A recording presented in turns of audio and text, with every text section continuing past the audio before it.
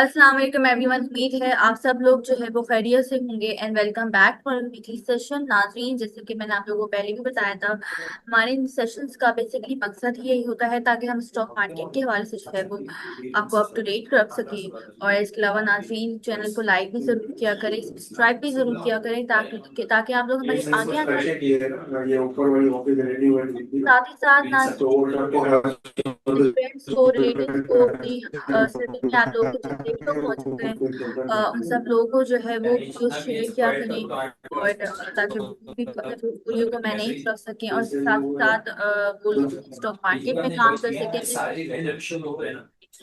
नाजरीन, साथ ही साथ मैं बताती चलूं, आज के सेशन में हमने बेसिकली जिन गेस्ट को इनवाइट किया है, पहले भी आ चुके हैं। वो he is Basharatullah Khan. He is head of research spectrum security और काफी पुराना एक्सपीरियंस है इनका। और तो हम आज के मार्केट को बेसिकली हम डिस्कस करेंगे इनके साथ। और जैसे कि आज आप लोगों ने देखा, मार्केट जो थी, मार्केट ने एक नया हाई जो है वो ब्रेक किया, इंटरडे हाई लगाया मार्केट ने। 1,47,976 का इंटरडे हाई लगाया मार्केट ने। और एक टाइम पे प्रॉफिट टेकिंग भी आई मार्केट में, सेलिंग भी आई, लेकिन ओवरऑल जो सेंटिमेंट है वो मार्केट के बेसिकली पॉजिटिव ही है। कोई हमें नेगेटिव न्यूज नहीं दिखी जिसकी वजह से कोई नेगेटिव ट्रिगर हमें दिख रहे हो। तो ओवरऑल सेंटिमेंट पॉजिटिव है, लेकिन कुछ सेक्टर्स जो है वो जैसे कि मार्केट सेक्टर वाइज परफॉर्म कर रही है। तो बेसिकली आज की मार्केट को हम डिस्कस करेंगे इनके साथ। तो आइए वेलकम करते हैं। अस्सलाम वालेकुम सर, कैसे हैं आप? ठीक है। जी अस्सलाम वालेकुम जी। जी सर, सबसे पहले ये बताइए मार्केट टुडे।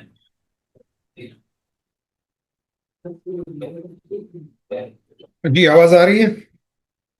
जी सर, मुझे आपकी आवाज आ रही है। सर, मार्केट का ओवरव्यू। हाँ, आज तो मार्केट में we saw some intraday correction. Almost 1,000 point market plus थी सुबह।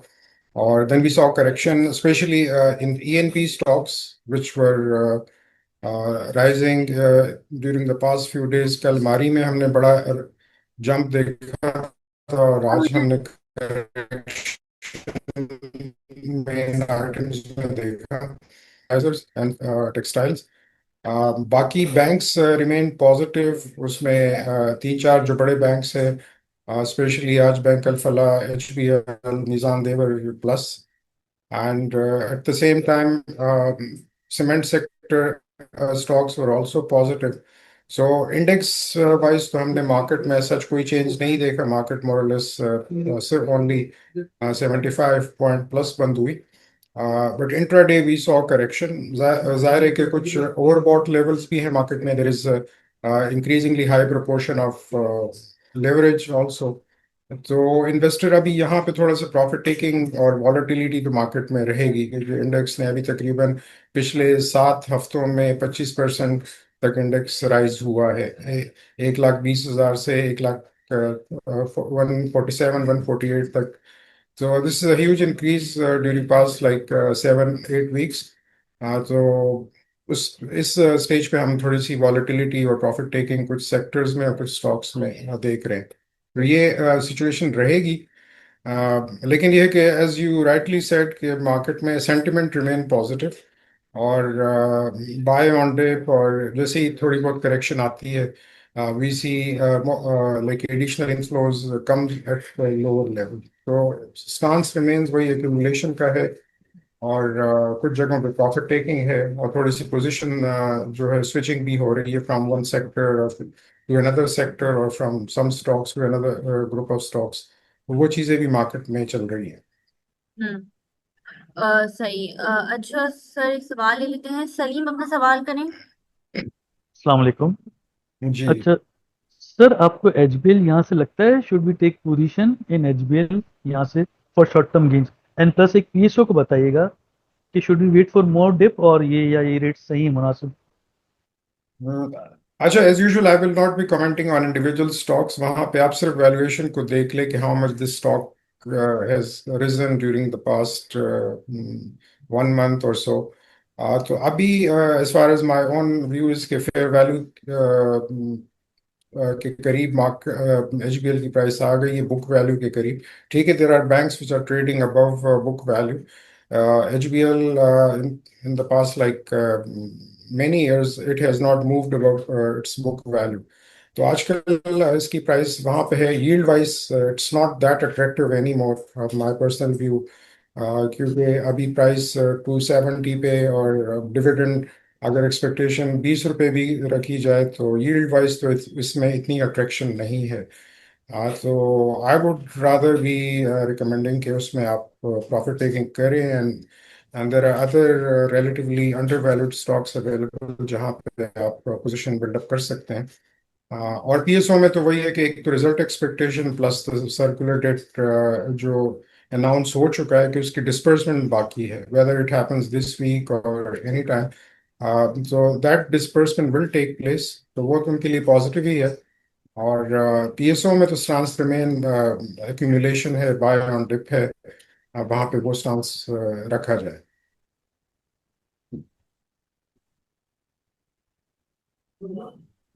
जी। अच्छा, नेक्स्ट क्वेश्चन नुमान अली की सवाल करें। अस्सलाम वालेकुम सर, अस्सलाम वालेकुम मैम।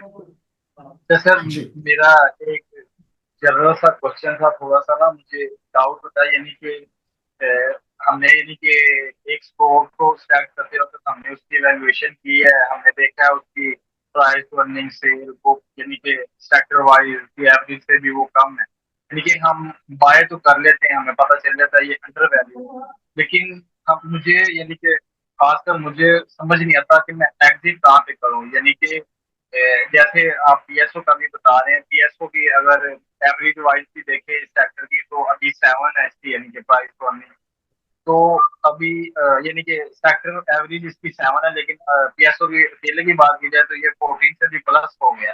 तो अब यानी कि अगर मैं इस वैल्यूएशन के ऊपर ही चलूं तो मैं देखूं 7 से अगर 8 हो गई है या 9 हो गई है या 10 हो गई है, मैं यहाँ पे यानी कि एग्जिट कर सकता हूँ, लेकिन प्राइस अभी मजीद ऊपर जा रही है, यानी कि अभी देखे ना 14 प्लस जा रहा है इसका प्राइस अर्निंग रेट। तो इसलिए मुझे यानी कि जैसे आजकल मार्केट यानी कि अपने ऑल टाइम हाई थे, तो इसमें मुझे किस तरह से एग्जिट करना चाहिए, क्या स्ट्रेटजी होनी चाहिए, यानी कि थोड़ा थोड़ा स्टॉक यानी कि 20-30% करके सेल करके निकलूं, किस तरह से, यानी कि कोई एक अच्छा सा मुझे वे बता दे एग्जिट करने के खास जी, इसमें डिफरेंट सेक्टर्स के लिए डिफरेंट पैरामीटर्स यूज होते हैं, वैल्यूएशन टेक्निक्स हैं। लाइक आपने फाइनेंस अगर बैकग्राउंड है तो आपको आइडिया होगा उसका। अब जिस तरह आपने प्राइस अर्निंग मल्टीपल की बात की, for the banks for example, if you as we were talking about, वहाँ पे price to book is very significant benchmark, उसको लोग फॉलो कर रहे होते हैं। क्योंकि पाकिस्तान में बैंक ज़्यादातर बुक वैल्यू से, historically speaking, during the past like many years, majority banks were trading well below book value. Recent past में अब आप UBL, Mizan and MCB for example, they are trading above book value. Similarly, bank का लबीब भी है। आप उसके dynamics different है वहाँ पे, जहाँ पे रिटर्न ऑन इक्विटी ज़्यादा हो और उनका एसेट पोर्टफोलियो जो यानी नॉन परफॉर्मिंग लोन्स का पोर्शन कम हो, रिटर्न ऑन इक्विटी बेहतर हो, तो वहाँ पे usually they command relatively higher premium compare to the rest of the market. अब डिफरेंट सेक्टर्स में डिफरेंट पैरामीटर्स हैं, कहाँ कहीं पे आपको प्राइस अर्निंग मल्टीपल्स अभी आप देख सकते हैं, आप रेवेन्यू से भी कंपेयर कर सकते हैं कि मार्केट कैपिटलाइजेशन को इग्नोर ना करें, क्योंकि that is a very significant indicator कि मार्केट कैप कंपनी क्या है। यानी जिस तरह अभी हम रिसेंट पास में देखते हैं कि पाकिस्तान में 15 कंपनियां $1 बिलियन से ऊपर चली गई हैं, या उसकी इट मीन्स के लाइक 1 बिलियन से ऊपर मीन्स के 280 बिलियन मार्केट कैपिटलाइजेशन। तो आप उसको फिर डिफरेंट पैरामीटर लगा, पोटेंशियली डिविडेंड कितना आएगा, क्योंकि यहाँ पे अक्सर डिविडेंड प्रेफरेंस काफ़ी ज़्यादा होती है इंस्टीट्यूशनल इन्वेस्टर की। So whenever dividend yield falls, dividend yield क्यों गिर जाती है, क्योंकि प्राइस बढ़ जाती है, तो उसका डिविडेंड अगर उसी हिसाब से तो नहीं बढ़ता, वो डिक्लाइन हो जाता है, तो रिलेटिवली तो आपकी यील्ड कम हो जाती है। तो उसको भी जरूर जहन में रखें कि अगर आप एक्सपेक्ट करें कि मुझे 10% डिविडेंड यील्ड चाहिए, तो आपको फिर ऐसे स्टॉक्स में फोकस रखें जहाँ पे आपको पोटेंशियली, मिसाल के अगर आप वो 100 रुपये पे लें तो आपको 10 रुपये डिविडेंड मिले। सिमिलरली आपने 300 पे लिया और आपको अगर 8% डिविडेंड चाहिए तो इसी तरीके से आप उसके पर डिविडेंड यील्ड देखें। लेकिन dividend yield should be a smaller portion compared to the earning growth potential. आप उस पर ज्यादा रखें कि कौन सी कंपनी कौन से सेक्टर में ज्यादा अर्निंग ग्रोथ दिखा सकती है। That's a very important good indicator. दुनिया भर में जहाँ पे भी लोग उसको dividend yield point of view से स्टॉक में इन्वेस्टमेंट नहीं करते, वो अर्निंग ग्रोथ प्रॉस्पेक्ट्स को देख के काम करते हैं। तो क्योंकि आपने पैसे जब कंपनी करेगी, अर्निंग डिलीवर करेगी, तो उससे वैल्यूएशन बढ़ेगी, आपको कैपिटल गेन या अनरियलाइज की बात कर रहा हूँ, तो लोग कहते हैं कि आपकी एसेट में प्राइस अप्रिसिएशन हो रही है because of the earning growth. तो ऐसी कंपनी पर ज्यादा फोकस करें जहां पे earning growth prospects are visible और क्लियर, आपको नजर आए कि उसके ये हर जगह पे आप प्रोबेबिलिटी लगा के काम करें। ये नहीं है कि आपने हिस्टोरिकली 3 साल बड़ी अच्छी अर्निंग करी है तो जरूरी नहीं कि वो अगले साल भी रहे। उस सेक्टर के ग्रॉस मार्जिन इंप्रूव हो रहे हैं, क्या डिमांड साइड उनके लिए पॉजिटिव है, कोई इंटरनेशनल थ्रेट तो उनके लिए नहीं है, अगर वो एक्सपोर्ट साइड पे है तो क्या उनके लिए कौन सी चीज उनको इम्पैक्ट कर सकती है। फॉर एग्जांपल लाइक रिसेंटली हमने यूएस टैरिफ का देखा कुछ सेक्टर्स पे इम्पैक्ट। तो वहां पे कितना, और फिर कई जगहों पे आपको international relative valuation compare to international किस तरह चल रही है। ज्यादातर कंपनियां हमारी बड़ी डिस्काउंट पे हैं कंपेयर टू इंटरनेशनल कंपैरिजन, लेकिन उसके there are underlying reason why this low valuation in Pakistan, क्योंकि यहाँ पे डोमेस्टिक इनफ्लो अभी भी कम है, इक्विटीज में पार्टिसिपेशन इज वेरी स्मॉल। और तो उसकी वजह से हमारी वैल्यूएशन मोस्ट लाइकली वो, यानी इसमें इतना सडन चेंज नहीं आए कि हम हायर मल्टीपल पे ट्रेड होना शुरू हो जाए और एक्सेसिव वैल्यूएशन हो जाए। तो हम हमारा comfort level is as long as valuation remain under like certain benchmark पे आपको वो मीट करें तो आप उसमें रहें। अभी भी ब्रॉडर मार्केट जो हम अपना यूनिवर्स मैनेज कर रहे हैं या उसको हम जो 50-52 कंपनी जो हम कवर कर रहे हैं, तो पूरे मार्केट उनकी टोटल मार्केट कैपिटलाइजेशन और उनके टोटल रेवेन्यू अगर हम देख लें तो दे आर इक्वल। तो इट मीन्स कि market is not expensive as far as the annual revenue of those companies are concern. तो उसमें कुछ कंपनीज आपको एक्सेसिव वैल्यूएशन पे आएंगी, लेकिन उस सेक्टर के अपने डायनेमिक्स होते हैं। यूजुअली आपको फार्मा कंपनीज के अर्निंग ग्रोथ प्रॉस्पेक्ट ज़्यादा है और रिलेटिवली कम फ्री फ्लोट होता है, तो उसमें यूजुअली आपको उसी तरह वैल्यूएशन उनकी नजर आएगी। सिमिलरली बैंक्स के, जिस तरह मैंने कहा कि वो price to book is an important indicator, उस पर आप देखें।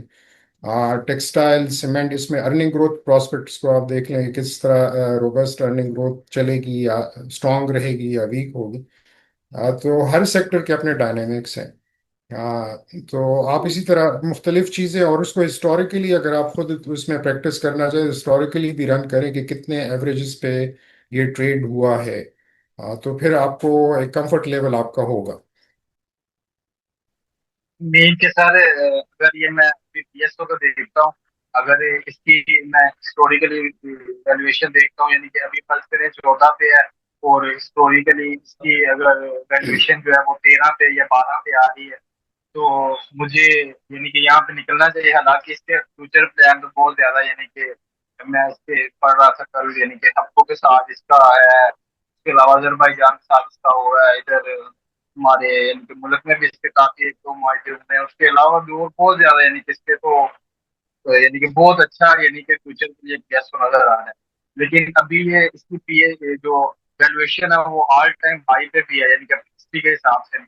तो मुझे अरे उसमें मैं वैल्यूएशन में पीएसओ की वैल्यूएशन बेस्ड ऑन, आप हिस्टोरिक अर्निंग पे ज्यादा फोकस ना करें। आप करंट अर्निंग जो इस साल जो जून 2025 में आएगी और अगले साल और अगले क्वार्टर में जो होगी उस पे ज्यादा फोकस करें, क्योंकि there is likely to be improvement in earning for the company going forward. इस साल भी जो जून की अर्निंग आएगी, in our view it should be more than 40 rupee earning.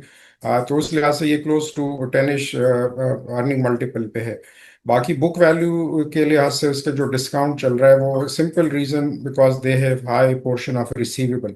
वो रिसीवेबल अगर आप इसमें क्योंकि इनकी रिसीवेबल ज़्यादा हैं तो उसकी वजह से उसका जो बुक वैल्यू जो है जो बैलेंस शीट में तो आपको बुक वैल्यू ज़्यादा नज़र आएगी, लेकिन उनके रिसीवेबल है, इसी वजह से उसको मार्केट ज़रा डिस्काउंट करके लेके चल रही होती है। अगर वो रिसीवेबल ना होते, मिसाल के तौर पर 400-500 बिलियन अगर रिसीवेबल खड़े हुए हैं तो वो उसका एक ड्रैग इम्पैक्ट होगा शेयर प्राइस पे। अगर वो चीज़ ना होती और इट्स अपनी वैल्यूएशन पे कंपनी चल रही तो उसकी प्राइस तो बहुत ज़्यादा होती। लेकिन there are issues which are still pending which are unlikely, market is not expecting कि वो इतना जल्दी रिजॉल्व होंगे और वो अगले कई सालों में चलते रहेंगे। और ये थिन मार्जिन वाली कंपनी है, सेल्स इनकी बहुत ज़्यादा होगी, sales will be in trillion of rupee, लेकिन इनके मार्जिन 1 से 2% से ज़्यादा मार्जिन नहीं होते, क्योंकि आपको पता है कि ऑयल मार्केटिंग कंपनीज के क्या मार्जिन होते हैं। They are not like other company जिसमें वो 10% और 15% या 5% नेट मार्जिन पे वो ऑपरेट कर सकें। तो वैल्यूएशन पॉइंट ऑफ व्यू से PSO is pretty fine.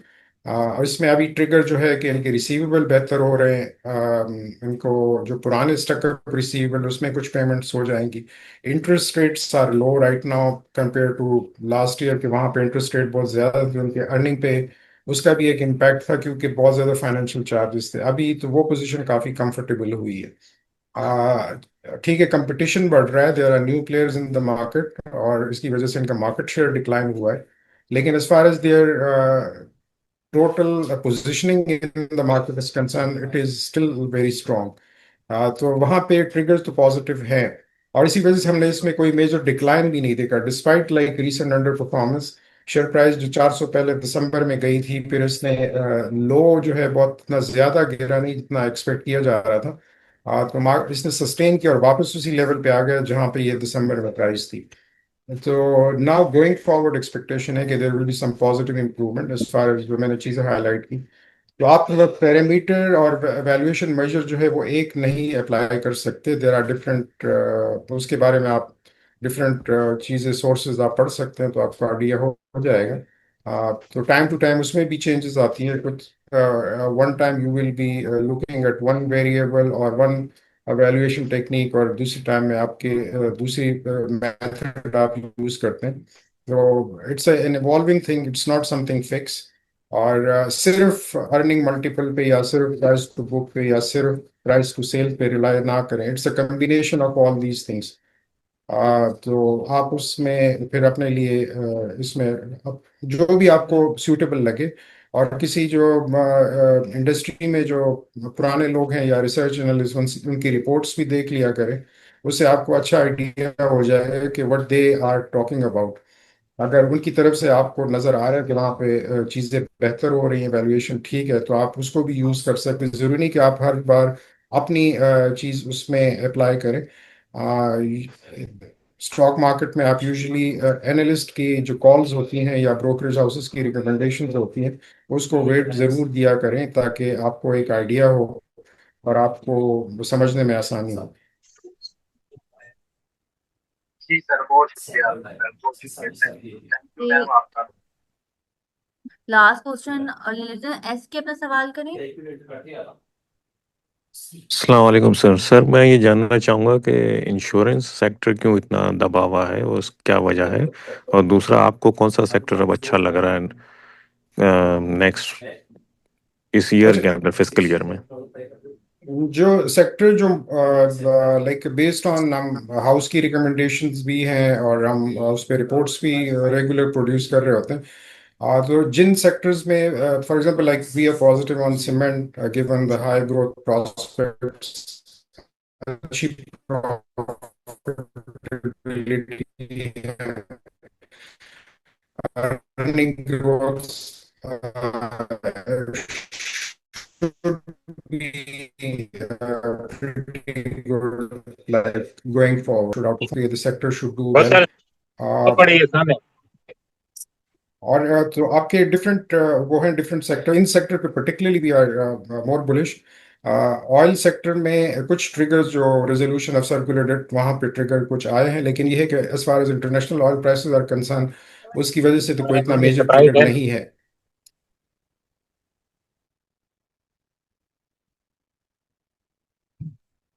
Ji sir, आप कंटिन्यू करें। काइंडली आप लोग अपने माइक्स ऑफ रखें, बहुत ज्यादा जो है वो डिस्टरबेंस हो रही है सेशन में। अच्छा, इंश्योरेंस का ये है कि इंश्योरेंस के आप सिर्फ बिजनेस को समझने की कोशिश है, वहाँ पे दे रिलाई ऑन प्रीमियम। जितनी भी फॉर एग्जांपल इस लाइक ऑटो इंश्योरेंस है, जनरल इंश्योरेंस है, डिफरेंट बिजनेस सेगमेंट है, तो वहां से उनको प्रीमियम कितना आ रहा है, and the premium which they accumulate और कलेक्ट ड्यूरिंग द ईयर, उसको वो इन्वेस्टमेंट करके एक पोर्टफोलियो होता है, वो इन्वेस्टमेंट कर रहे होते हैं। और एक्सपेंस में मेजरली वही होता है कि इनके पे अगर क्लेम्स आ जाए, अगर कोई मिसाल कोई क्लेम कमी से पोटेंशियली आउटफ्लो जो होता है, अगर क्लेम ज्यादा होते हैं तो फिर आपके यूजुअली एसेट में से डिक्लाइन होता है, और which is negative for insurance company.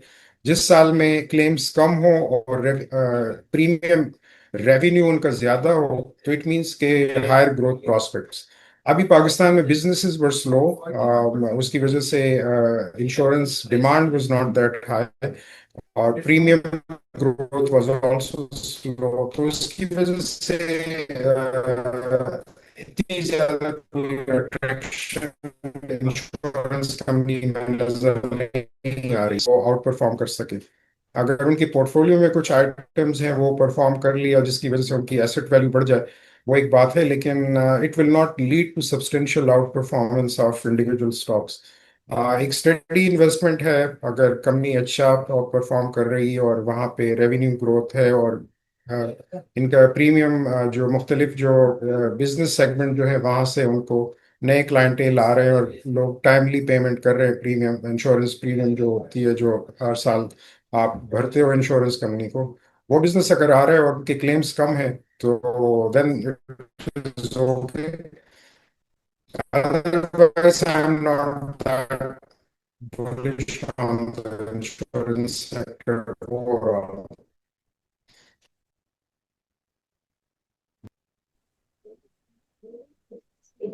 Okay. अच्छा सर, एक आज सवाल आया हुआ है चैट में, प्रीमा और टेली के हवाले से पूछ रहे हैं।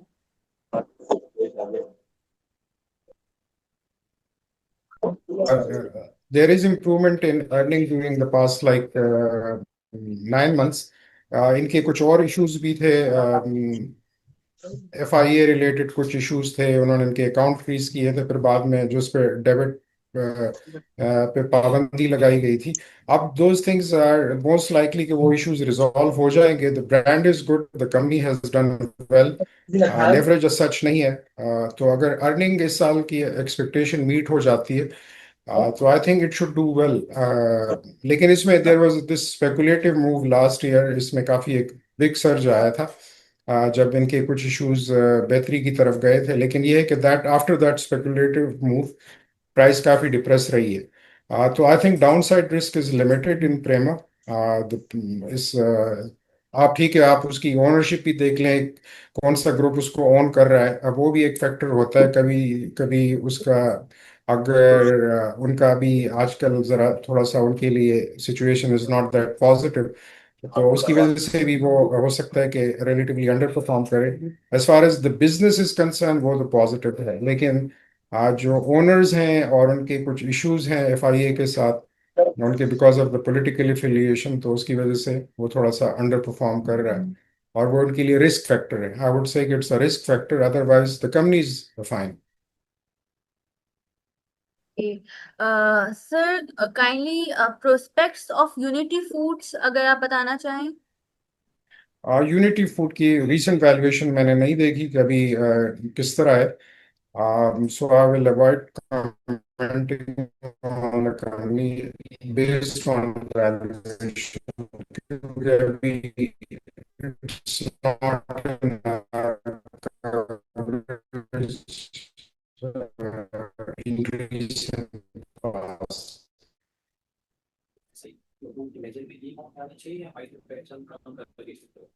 जी There is one question I saw on Interloop पे भी एक सवाल आया है। इंटरलूप का ये है कि there are as far as the management is concern, उनका वो है कि there will be some negative impact on the company exports to US, लेकिन given the valuation of the company, I think like buy on weakness or accumulation on weakness इसमें होनी चाहिए. The company is pretty solid company. It's a very solid investment. So मेरे लिहाज से तो इसको जब भी आपको वीकनेस पे इसमें एंट्री मिले तो आप इसको रखें. As things settle down on the US front और आगे की एक्सपोर्ट्स किस तरीके से परफॉर्म करती है, फिर तो की मैनेजमेंट भी बता रहे हैं कि there will be some negative impact on their sales to US. Potential impact आ सकता है. तो उसी बेस पे हम देख भी रहे हैं कि थोड़ा सा प्राइस यहाँ पे स्लगिश हुई है. लेकिन एंट्री लेवल के लिए क्लोज टू अभी रिसेंट पास में तो ये 60-70 रुपए तक ट्रेड हो रहा था.